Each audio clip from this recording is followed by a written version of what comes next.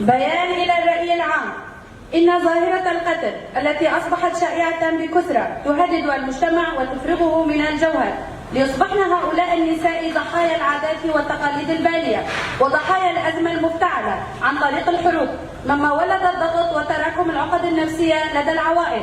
لنرى أن الخطر على النساء في المنزل بدل من أن يكون المنزل الملاذ الآمن من كل خطر، لتستغل الذهنية الذكورية فرصة الفوضى العارمة ليستبيح حق المرأة في الحياة وتقتل بكل دم بارد، ودعم الواقع المزري الذي فرضته الظروف التي تمر بها المنطقة نتيجة عدم الاستقرار.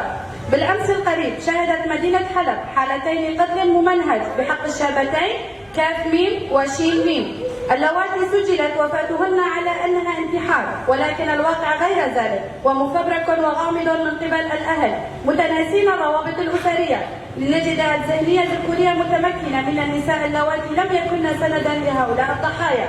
وعلى هذا باسم منظمة سارة ندعو كافة النساء ليكونن صوتا واحدا في وجه كافة أشكال العنف ولا يقبلن بقتل النساء.